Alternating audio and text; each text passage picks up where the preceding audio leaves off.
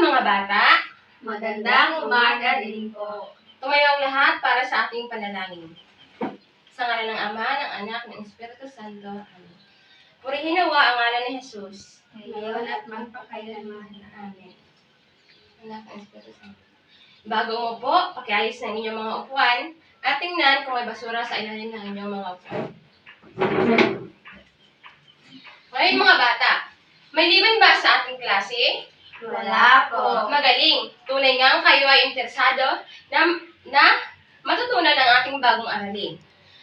Noong nakarang araw, may binigay akong takdang aralin, tama? Opo.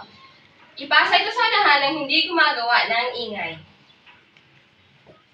Bago natin simulan ang ating bagong aralin, nais ko munang balikan ang ating tinalakay noong nakarang araw. Sino ang makapagbibigay sa inyo sa ating tinalakay noong nakarang araw? Yes, Janely? Tungkol po ito sa mga pagdiriwang sa ating komunidad. Magaling, Janely! Ang ating tinalakay noong nakarang araw ay tungkol sa mga pagdiriwang sa ating komunidad. Sino naman ang makapagbibigay ng halimbawa nito? Yes, Mary Joy. Fiesta at Pasko po. Magaling, Mary Joy. Yon ay isang halimbawa ng mga pagdiriwang. Ngayon, may papakitang mga larawan si teacher. At tutukoy niyo ito kung ano ang mga larawan na nakadikit dito.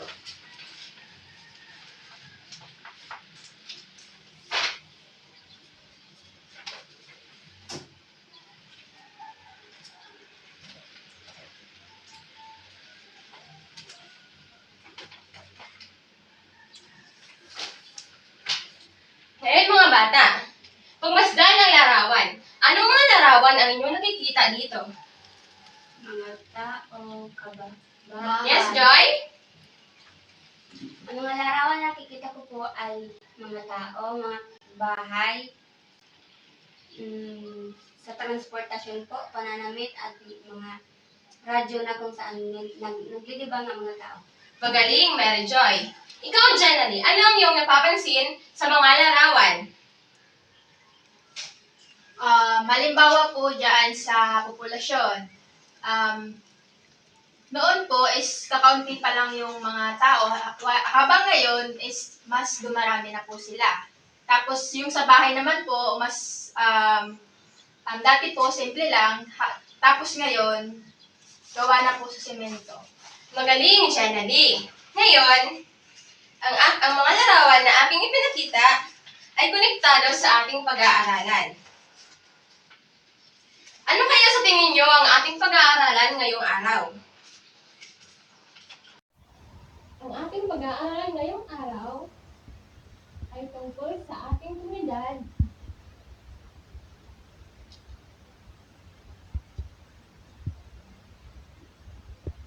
Noon at ngayon.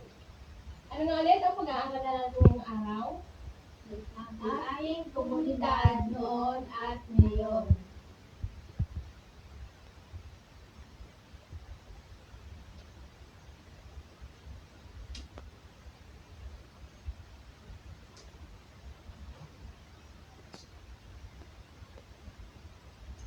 Bago tayo lumako sa ating aralin,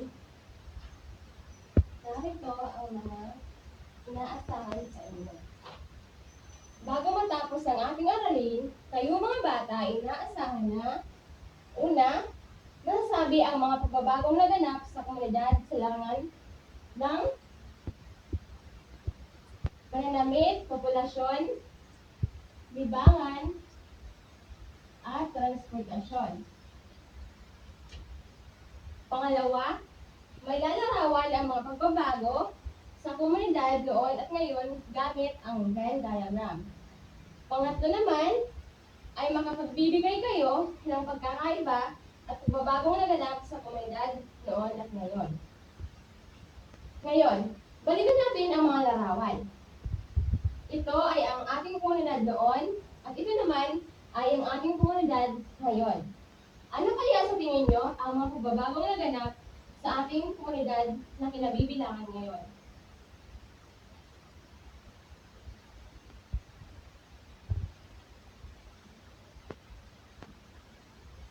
Yes, Joy? Ang pagbabago sa ating komunidad noon sa ngayon, noon po, ma'am, ang populasyon ay kaunti lamang, habang ngayon, mas marami na ang mga tao na nasa komunidad o lipunan. Magaling, Mary Joy. Ano naman ang napapansin nyo sa kabahayan noon at ngayon? Yes, January? Ang napapansin ko po is yung mga bahay dati simple lang habang ngayon is gawa na po sa semento. Magaling, Magaling, January. Noon, ang mga bahay natin ay para mga bahay kubo. Ngayon, halos lahat ito ay mga konkreto or yari sa bato. Ano naman kayo sa palagay nyo ang babagong naganap pagdating sa transportasyon? Yes, Miss Salas? Sa transportasyon po, noon po, ma'am, ang ginagamit lang pong ginagamit pang transport sa ibang lugar ay kalesa lang o sa bangka. Tapos, ngayon naman po, sa ginagamit naman po ay ang mga barko, mga bagong sasakyan katulad ng car. Magaling, Mary Joy. Ngayon, pagdating sa pananamit, ay ano ba yung napapansin nyo sa pananamit ng mga kabataan noon sa ngayon? Yes, Jenny. Napapansin ko po is yung mga kabataan doon, masyado pong tago yung mga katawan nila, bawal na lang po yan yung barong. Tapos yung ngayon po is masyado na pong kitang-kita yung ibang katawan nila and masyadong modern na po. Magaling, Jenny. Ngayon, napapansin natin na sunod sa uso ang mga kabataan. Unlike noon na sila ay mga conservative o yung mahahaba ang mga kasuotan. Pagdating naman sa libangan, ano ang inyong napapansin? Yes, Miss Salas? Sa libangan po, dati po, ang mga tao ay nakikinig lang ng radyo or naglalaro lang ng mga kabataan. Sa ngayon naman po, ang mga libangan ng kabataan ay mag-cellphone at manood ng TV. Magaling, Mary Joy. Talagang, alam nyo, at kayo ay may alam sa ating tinatalakay. Ngayon, sa ating komunidad na kinabibilangan, ano ba ang mga pagbabagong na inyong napapansin? Meron ka ba mga bata? Yes, Jenny. Yung sa ano po, kalsada, dati po yung kalsada dati is gawa lang sa kahoy at saka hindi pa po siya masyado maganda. Ngayon po, madami na pong ginagamit na material para masyadong gumanda na po yung kalsada. Magaling, Jenny. Talagang, ang pagkakaiba noon at ngayon ay alam nyo. Noon ay masyado pang tradisyonal ang ating komunidad. Ngayon ay masyado ng moderno. Ngayon, magkakaroon tayo ng pangkatang gawain.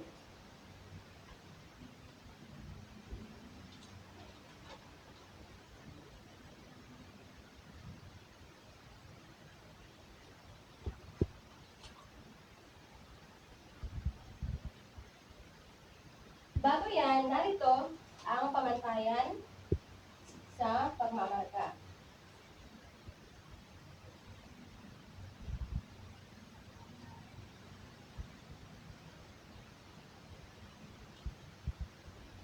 Una, kapag lahat ng inyong sagot ay tama, kayo ay magtatamo ng 5 puntos. Pangalawa, kapag lahat ng kaanib ay nakilahok sa gawain, kayo rin ay magkakaroon ng 5 puntos. Pangatlo, kapag naipasa ang gawain sa tamang oras, kayo din ay magkakaroon ng 5 puntos. Ang total nito ay magkakaroon kayo ng 15 puntos. Naintindihan ba mga bata? Opo. Ito ang para sa unang pangkat at sa pangalawang pangkat.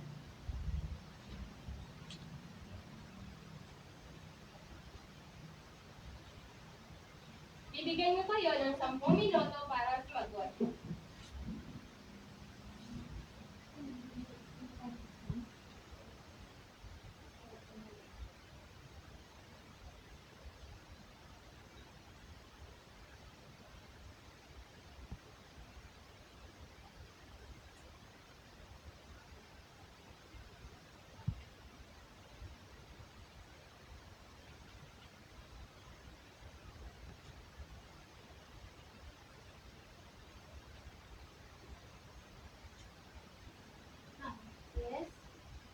ang kasuotan or dalawa po ang sulat ng libangan?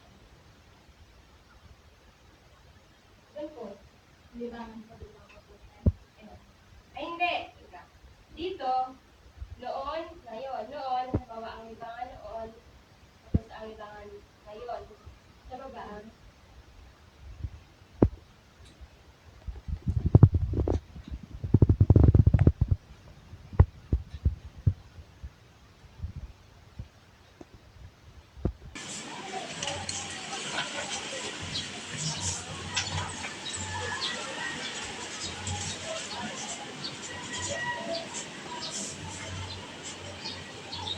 No. Populasyon po dito tapos ang parehas po pong ilalarawan ay ang populasyon tapos dito ang tahanan or parehas populasyon tapos tahanan. parehas. Dito yung populasyon noon, ang populasyon ngayon, tapos tahanan noon, tahanan ngayon.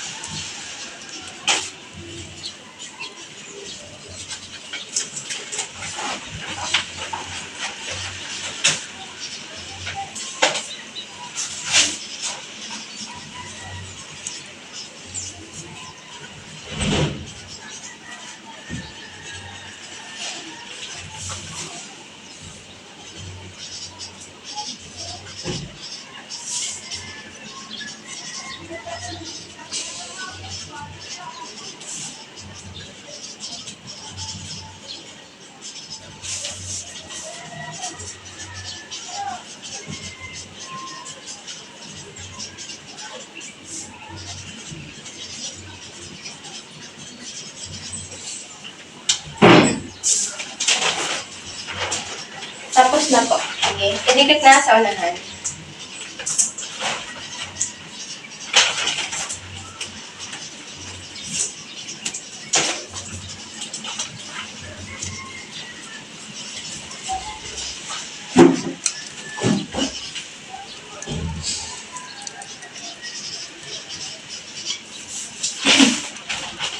Idikit na sa unahan.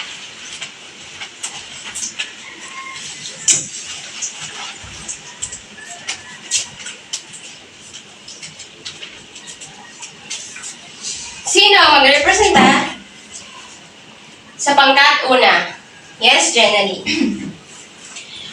Para po sa pangkat una, ang panuto ay larawan ng inyong komunidad noon at ngayon batay sa uri ng kasuotan at libangan gamit ang Venn diagram.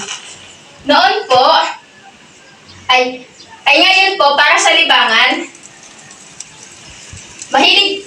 ang libangan ngayon ay manood ng TV at cellphone, habang noon ang libangan ay maglaro at manood ng telebisyon. Ngayon naman, sa kasuotan, ay masyadong sunod sa uso at maikli, habang noon ay masyadong tradisyonal at mahaba. Magaling, Jenny. So, bigyan natin ng puntos ang unang pangkat. Lahat ba ng sagot ni Jenny ay tama, mga bata? Opo.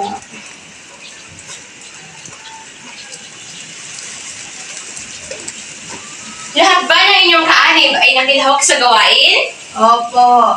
Magaling, mga bata. Naipasa ang gawain sa tamang oras? Opo. Magaling. Ang unang pangkat ay nagtamo ng 15 pangkat. Bigyan ng 3 palakpak ang unang pangkat. Ngayon, group 2. Sino ang mag-represent niyo? Ilarawan ang inyong komunidad noon at ngayon batay sa populasyon at uri ng bahay o tahanan gamit ang Venn diagram. Noon po, ang populasyon po ay kaunti lamang. Habang ngayon, ang populasyon ay mas marami. Noon, ang tahanan o ang bahay noon ay maliliit at gawa lamang sa kahoy at anahaw. Ang tahanan ngayon naman, ang tahanan ay malalaki at gawa sa semento. Magaling, Mary Joy. Ngayon, bigyan naman natin ng puntos ang pangalawang pangkat. Lahat ba ng sagot na pangkat dalawa ay tama? Opo. Magaling. Lahat ba ng kanin ay nakilahok sa inyong gawain? Opo. Magaling, pangkat dalawa. Naipasa ba ang gawain sa tamang oras? Hindi po. Ngayon, ang pangkat dalawa ay nagtamo ng 14 na bilang. Ngayon, bigyan natin ng 3 palakpak ang pangkat dalawa. 1, 2, 3. Ngayon, ano kaya sa tingin nyo ang dahilan ng pagbabago ng ating komunidad noon at ngayon? Yes, Mary Joy? Ang dahilan kung bakit nagbago ang ating komunidad noon at ngayon ay dahil sa ang ating komunidad ay patuloy na umuunlad o dahil sa pag-unlad. Magaling, Mary Joy. Ano pa kaya ang mga dahilan ng pagbabago ng ating komunidad? Yes, Jenny? Unang-una po dahil po sa teknolohiya po. Magaling, Jenny. Dahil sa pag-unlad ng teknolohiya sa ating komunidad ay maraming nagbago. Tulad na lang ng transportasyon at pagdating sa komunikasyon. Ano ba sa tingin nyo ang magandang maidulot ng pagbabago sa ating komunidad? Yes, Mary Joy?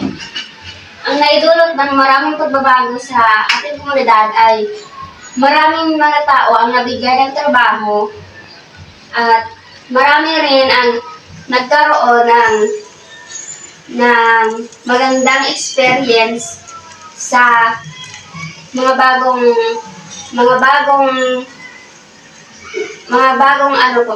gawa po katulad ng cellphone. Dahil po dyan, marami po ang mga nag-game sa cellphone po. Magaling, Mary Joy.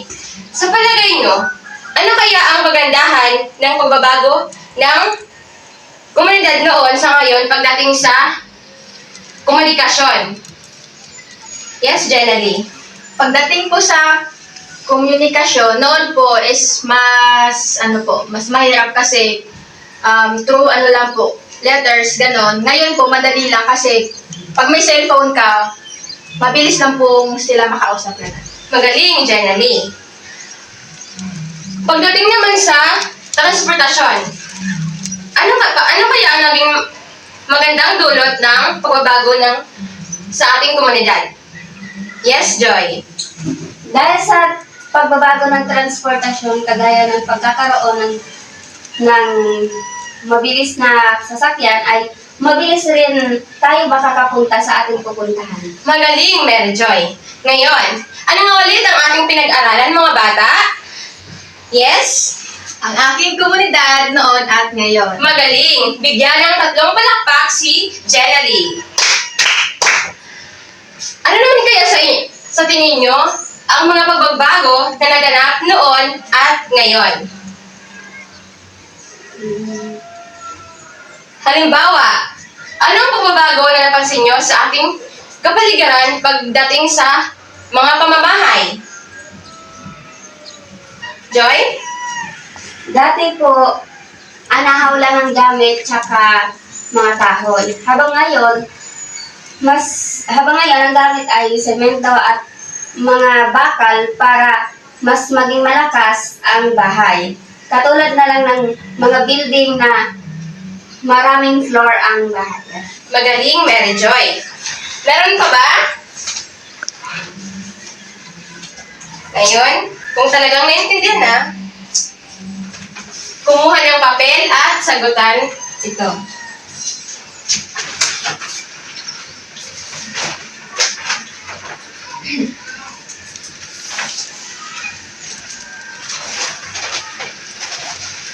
Pakibasa nga ng panuto mga bata. Isulat sa papel ang noon o ngayon ayon sa sinasabi ng bawat kalagayan na ganap sa isang komunidad. Ngayon, maaari na kayong sumagot.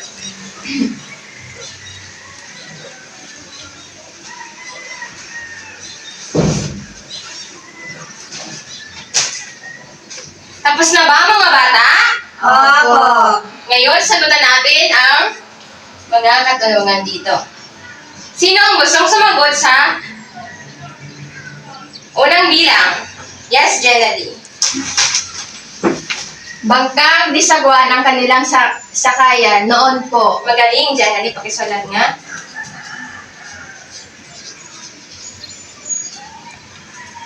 Pangalawa. Yes, Joy? Makabago at sunod sa uso ang kanilang kasuotan. Ngayon po.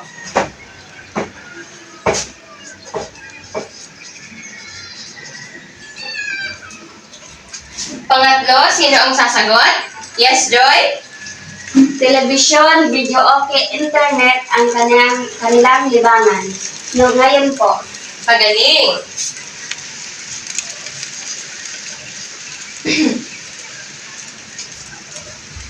Sa pang-apat naman, yes, Jenny?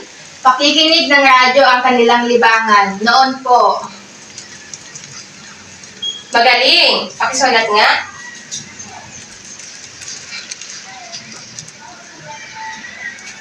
Sa panglima naman, yes, Miss Alas? Ang kanilang bahay ay konkreto at yari sa bato. Ngayon po. Magaling, Miss Alas.